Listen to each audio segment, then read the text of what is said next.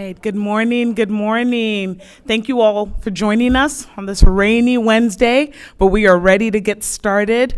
We appreciate you joining us for our Superintendent Rogers September press conference. We have great updates for you along the efforts of the school system on safety, our academic achievement and initiatives, and of course we are joined by some special guests. So I'm going to turn it over to Dr. Rogers, who's going to get us started. Thank you.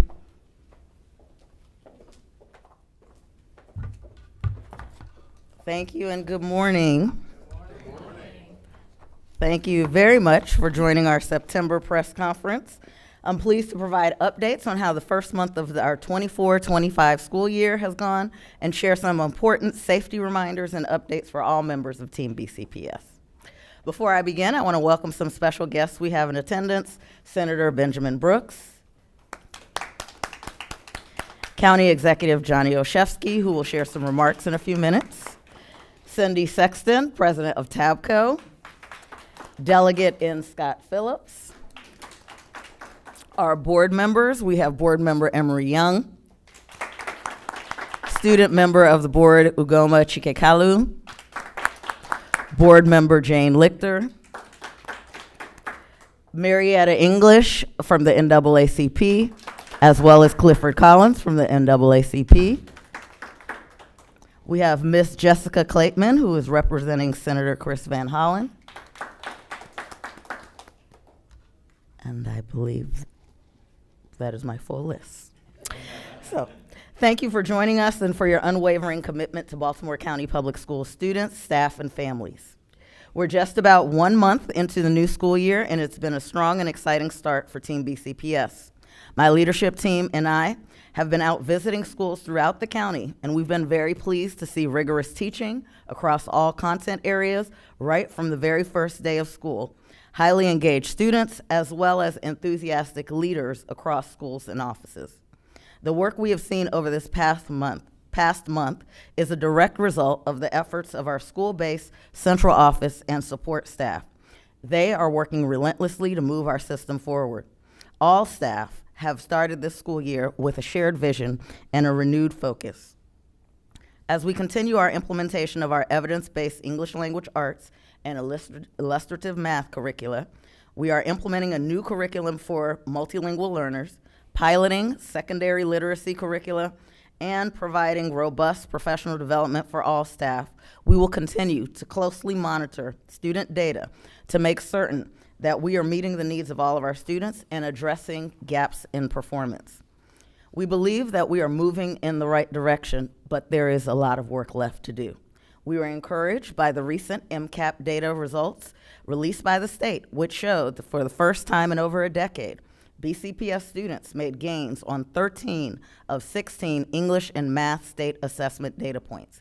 Equally important, BCPS made the greatest improvement in reducing chronic absenteeism across the state of Maryland, with an overall decrease of 6.3% and, more importantly, improvements in all zones, at all levels, for all student groups and service groups. Not only are we seeing positive trends with key academic data, but we've also started the year with exciting awards and recognitions for our staff and schools. BCPS Teacher of the Year, Stephanie Gerhold, was named as a finalist for the 2024-2025 Maryland Teacher of the Year. Megan Anderson, a Parkville middle school paraeducator, was named Maryland Educate Support Professional of the Year. And just 2 days ago, Chapel Hill Elementary School was named a 2024 National Blue Ribbon School. Chapel Hill was noted by the National Blue Ribbon Program as one whose staff and community demonstrates an intentional focus on what each student needs to grow academically and social-emotionally each year. Congratulations to Ms. Gerhold, Ms. Anderson, and the Chapel Hill Elementary School community. I look forward to sharing additional updates throughout the year on the progress and accomplishments of our students, staff, and schools. As everyone knows, student learning is our core purpose. We know that a critical component of creating the most optimal learning environment for students includes ensuring their physical safety and social emotional well-being. While we are off to a good start academically, it's important for us to pause and note that across the nation, we're seeing a concerning trend in dangerous and disruptive student behavior. We want to make it clear to all members of our community that disciplinary action has and will be taken against students who violate the code of conduct. These disturbing behaviors include threats of mass violence, possessions of weapons, fighting and physical attacks, and recording or streaming disruptive and dangerous incidents. As outlined in our student handbook and in the Code of Conduct addendum that was shared with Team BCPS community yesterday, students who engage in these behaviors will be subject to all legally allowable consequences, including but not limited to suspension and expulsion. We are very grateful for the strong partnership that we have with the county executive and his team, the Baltimore County Police Department, our school resource officers, and other county agencies to keep our students safe. We have made significant investments in infrastructure and other safety measures to bolster our efforts. As we work to address the physical safety needs of students and staff, we are simultaneously addressing the social-emotional needs of our students by providing access to expanded mental health services and comprehensive behavioral services. We call on all members of Team BCPS to join us in this effort to foster safe, supportive, and welcoming learning environments. I invite all members of the community to join us for a solutions-focused conversation tomorrow at 6 p.m. at Catonsville High School, and I'm incredibly grateful for the leadership and unwavering support of our county executive. He is here with us today. County Executive Olszewski has made significant investments in BCPS that have enabled us to put a number of initiatives and programs in place to support student safety, academic achievement, and well-being. I would now like to invite him to the podium to share some remarks about our partnership and joint efforts on behalf of Team BCPS, students, staff, and families.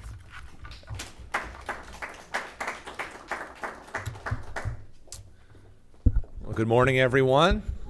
Thank you, Dr. Rogers, for that kind introduction and for the incredible work that you and your team are doing here alongside the Board of Education, our partners in the state legislature, the county council, and all members of Team BCPS.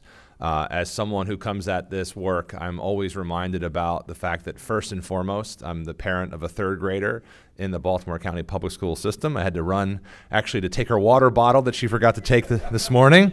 But you know, really it is that rooting as a parent and as a former educator that is the thing that drives me to work so closely with our amazing superintendent and Team BCPS to drive progress here in Baltimore County Public Schools. And we're proud to have made those record investments. We applaud the school system on those gains academically, but also focusing on attendance. And really just want to thank you for the work that you're doing, focusing on attendance, Dr. Rogers, but also focusing on early grades, knowing that those investments will pay dividends in the long run. I want to thank also our partners in the community, in organized labor. Together, we've come together to make a clear, demonstrated commitment to education. In Baltimore County, we have spent more than $200 million above the required maintenance of effort over the past 6 years, more than $200 million above what's required. Those kinds of investments allow us to do things like have teacher salaries start at $60,000 2 years ahead of what's required by the blueprint here in Maryland. We've also put forward hundreds of millions of dollars of investments in school infrastructure, renovations, new schools that has allowed us to create over 3,000 more seats, open 7 brand new schools, and ensure that every child is getting what they need to be successful. As the superintendent mentioned, unfortunately, we're reminded that schools across the country and even here closer to home, we have seen them be the target of threats and dangerous activities. And I had the unfortunate opportunity to visit with partners in Harford County recently. And my heart continues to go out to all those who were impacted at the Joppatown High School shooting. But it was a reminder that we need to be ever vigilant about supporting our staff members and parents and families and students as we think about keeping our schools safe so they can be the vibrant learning communities that we know that they are here.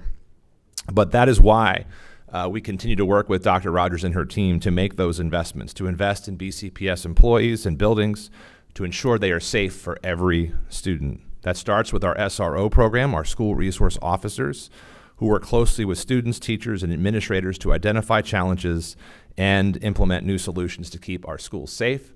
I personally remember working with Officer Ray at Patapsco High School and Center for the Arts, where she not only was someone who helped keep the school safe, but also came and taught lessons with me about constitutional law. She was also the coach of the high school's STEP squad. So these SROs are integral parts of the school buildings. We have been pleased to support 83 SROs across our schools. We are also investing significant dollars in more school counselors, more social workers, more pupil personnel workers to ensure that every school environment has the resources they need to address students and support them. Since the start of our administration, we've worked with BCPS to add 59 part and full-time counselors, 36 additional social workers, approximately 180 paraeducators and pupil personnel workers, as well as 4 school psychologists to encourage, guide, and help our students. We also want to continue the funding to provide more teachers so that we can reduce class size, give students the attention they need, and make schools safer, even as we are also making the capital infrastructure investments to keep our schools safe. So we have put forward over $800 million total for school infrastructure needs, including millions of dollars for things around school safety. Measures like security cameras, security vestibules as you enter the building, measures that will keep our kids safe, partnering with the superintendent to do things like put in gun technology systems that leverage those camera systems, to put in the talk space that gives the mental health support to our students. We are really and truly doing a full wraparound holistic approach to support our young people and the officials who work in these buildings to keep our students safe. Dr. Rogers, thank you for being a dedicated and passionate advocate for our students. I am grateful for your leadership and your support. And as the parent of a young person in our school system, I have every confidence that we're doing all that we can to keep Daria and to keep all of our young people safe and protected. I also want to applaud you for the updated and reminders on the code of conduct. You have set the bar high. You've demonstrated that you are the right person to take BCPS to the next level. Thank you for making school safety a priority and working with us on this and so many other issues. So together, we're going to continue to make our schools safer. We're going to continue to drive student achievement. We're going to continue to have more students in school. And we are excited about the progress we made, but even more excited about all that's yet to come. It's a pleasure to join you today. And with that, I will turn things back over. Thank you so much. Open it up for Q&A. I'll come to you with the mic for our media friends who are new to our press avails. I hold the microphone. Please don't try and take it away from me. Don't do that. We want to get to as many questions as possible. I saw your hand. All right, come on. Is the procedure that we stand? Yes. Okay. Hi. See, I'm very tempted to take the microphone, but I'm going to try not Thank to. you for following the rules. I'm doing my best. Hi, I'm Joel. I'm with the what am I with? The Dundalk Eagle. There we go. I have a couple questions, but I'll Start with one. That was going to be my next words. Can you give us an update on the threat at Dundalk High School a couple of weeks ago? We know that the teen Montez Andrew Napier-Wright, he was taken into custody. He's been released on bail. Has he faced consequences from the school? So I won't speak to any specific student information, but I will tell you what happens when a case like that occurs in Baltimore County. Immediately, we reach out to law enforcement, and we literally, we meaning the Department of Safety, the Department of Schools, really the Division of Schools, the Department of Safety, as well as other members of central office, work with the police around the clock. Tons of resources are deployed to identify the person, and that's a message that I appreciate the question that we need to send out to our families, communities, and students. The police identify who is sending these threats. And then we move forward with both law enforcement actions, which include the appropriate charges and actions that need to happen on their end. And then we move forward with school actions. For us, we take that kind of threat extremely seriously. Part of the Code of Conduct addendum that we sent out to families was reminding them is that we avail ourselves of all resources, including expulsion. So many resources are used, as well as a result of the changing times around safety. So many people are upset and anxiety is high that we don't take threats like that lightly. So we follow through. While I won't speak to that specific student, we absolutely follow through in every single instance of something like that. Good morning. Last winter, you mentioned having a dashboard of some kind that can show the public in real time what the class sizes and staffing looks like. Just wondering if there's an update on the status of that. It's coming. September 30th is the last day for official enrollment, which, thank you, you gave me the opportunity to tell everyone. If you see a child in your neighborhood that is of school age, pre-K through 12, and they're not in school with the rest, send them to school. We will register them and enroll them. And so we need to make sure that we have official school enrollment and that everything is done, and then we'll release the dashboard. It will be part of one of my press conferences. I'm sorry? Oh, it absolutely will be this school year. It will be this calendar year. Good morning, Chris Chi on WBAO, and as I've told the county executive, former Towson High School football coach, so very familiar with you guys. Yeah, absolutely. I had a couple daughters now, so I'm taking a little hiatus, but I'll be back. Anyway, wanted to ask about the $800 million total that the county executive mentioned, security cameras, vestibules, gun technology systems. Will that include metal detectors? Is that in the conversation? And if so, is there any concern that it may just lead to getting into school, longer wait times, things of that sort? So, great question. For our schools, the technology that we're leveraging is OmniAlert. That's the AI overlaid on every single one of our cameras. Our cameras inside of school buildings as well as outside of school buildings, and that's 24/7, 365 days a year. What we have implemented for this year for games where you have one entrance and one exit is the open gate system, and those are the portable weapons detection system, that will sound an alert if there is a problem there. So we have just started, the season has just started, as you know, so we've just started implementing across our high schools. We're going to stay in close contact with our coaches, our athletic directors, our SROs who are at the game, safety assistants, and we'll see in terms of what the next steps are for that. We've also leveraged that technology. Some of our alternative schools only have, or all four of our alternative schools only have one entrance and one exit. So those type of structures make it much more feasible to have the metal detectors as opposed to what you're talking about when you have high schools, even a middle school, where you separate the grades, different entrances to make sure students are being supervised, having multiple points of entry. So that's what we're doing right now in terms of the technology that we're leveraging. You're welcome. Hello, Bree Hatch, WYPR. I'm curious if you've had a chance to take a look at the state suicide prevention guide for schools that they released earlier this month, and just your thoughts on what use that's going to serve for Baltimore County.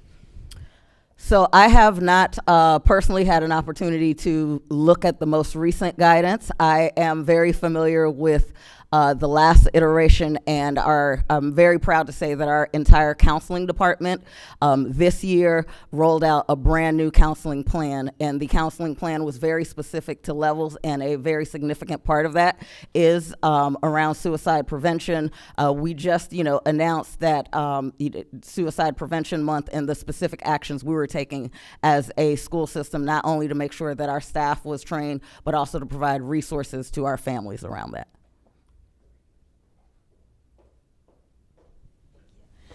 Good morning. sorry, I gotta stand up. My bad. Good morning, Janine Donaldson, WBAL. Wanted to ask, just in the realm of the threat situation, because there have been numerous threats made nationwide. We've had, just different instances in other counties and stuff that have already happened since the school year started. Has there been any discussion or talk about, I know you just talked about the metal detector use, but maybe using clear book bags or doing like some other districts and getting rid of book bags altogether? We have not had that conversation. But I will tell you that many of the threats are coming in electronically. So most of the time it's an email or a social media post that we find. Many of the times, police are working throughout the night to identify whether or not it's credible. We have not found the instance, and I hesitate to say this because the minute you say something, something's going to happen. We have not yet had that conversation about the clear backpacks, but a lot of the threats that we're finding, we're finding that when you identify the student and you're having conversations with them, the first thing is, I didn't mean it, I was just joking, but this is several hours later, several resources later, a lot of people being upset, and so we're really taking it seriously. Clear book bags has not been like a immediate conversation. I hope you don't cancel me for this. I'm going to ask a clarifying question and then a real question.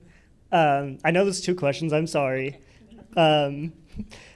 Just on the metal detector / open gate system front, does that mean the schools that are not alternative schools, they only have the Omni Alert AI system? And relevant to that, I was going to ask whether we have any more information. There was the Colgate Elementary murder in July. I've been asking for a while now, but I still haven't gotten an answer. Do we know whether the Omni Alert system fired an alert to that? So I will clarify that there was just for everybody who's here, no murder of any students, staff, or anything like that in our schools. Safety can follow up with you to your specific question. If you're referring to a community incident, we might need to connect you to the police for that, as that would not be a Baltimore County Public Schools incident. In terms of OmniAlert and OpenGate, we are employing that for our high schools, for all of our athletic events. First and foremost, in our alternative schools that only have one entrance, beyond the cameras, we also have open gate, and that is an added layer of protection. As you know, in some instances, students arrive at alternative schools as a result of a significant disciplinary infraction. And so we are making sure that we're keeping all students safe in those school settings, as well as all of our staff members safe, in addition to the AI that is on the cameras. You've been speaking about some threats that the school system has been receiving. Could you explain what type of threats you're getting, and is this like an increase from years past? Is there any number data to go with that? So I wouldn't, 5 weeks in, I wouldn't, qualify it as an increase from years past. But what we do know, looking at our neighbors, looking at the nation, is there are far too many young people following through on those threats. And so we wanted to make it crystal clear to all members of Baltimore County Public Schools that we're taking these threats extremely seriously. So it's not an increase. It's just not acceptable in these days and times.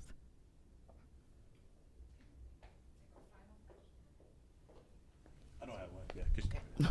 Yeah, My only other question would be just regarding the number of instances of fights and things that have been on campus, because those are constantly sent out, they're posted.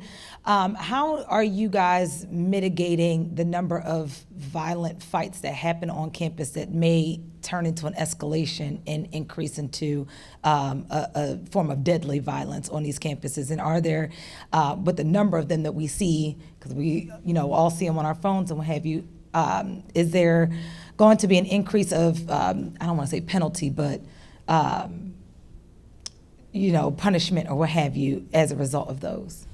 So thank you for that question, and the answer is yes. Last year, as a matter of fact, as a result of reviewing the data and seeing a disconnect between what was in our code of conduct prior to COVID and the different behaviors that all school systems saw, we increased the category for fights and physical attacks. And what that means is if the category is a higher category, the consequence is a higher consequence as a result of that. In terms of what we're doing to mitigate, we've added school safety assistance to all of our secondary schools. In places where we've seen the data suggested that there was a need for additional safety assistance, we've done that. This year we've rolled out school safety assistance leads for all 3 of our areas. We have a differentiated model at elementary schools when we see things happening in the community. We have a very close relationship with the police department, myself and the chief of police, as well as county executive. We make sure that we're in constant contact, and at the same time, we are providing increased community resources for our families, whether it's conflict resolution or mental health, everything from talk space for our older students age 13 and above to the $8 million grant that I just announced that allows us to provide direct services to uninsured and underinsured students for mental health resources. Those are the ways we're going around it. We started every school year, the school year in every single school with different meetings with students, age appropriate, to make sure that students were very clear on our expectations. In August, when we kicked out the Back to BCPS campaign to families in a variety of languages, we shared that information with our families and provided them with access to resources. But I think part of your question is what else do we need to do? And that what else is the community. We're really imploring the community to stay vigilant about what students have access to, what children have access to in their backpacks. Look at your child's phone. You as the parent are the ones who are paying the bills. Monitor what that conversation looks like, and if something does not seem right, don't simply say okay because you hear a reasonable explanation. Follow up and follow through with the school, connect with the school. We have SROs, we have student safety assistants, we have administrators, we have counselors. They are there to help families, but we can only do that work if we're really partnering with each other and keeping the lines of communication open. Thank you all so much. Thank you, Dr. Rogers. Thank you, County Executive. We know that they have other things to attend to this morning. Thank you. Yes, One more piece of absolutely. Welcome. I neglected to add one more piece of information, and this is about keeping our students safe outside of the school. So we have almost 80,000 students who ride buses and rely on that transportation. And so I just want to thank the superintendent and the school board again for their partnership on the stop arm cameras, where we have vehicles that are passing by our buses. Just an update on data to give you some perspective. Since the first day of school on August 26th, there have been more than 3,400 warnings issued for cars that are not stopping with buses that have the stop sign out.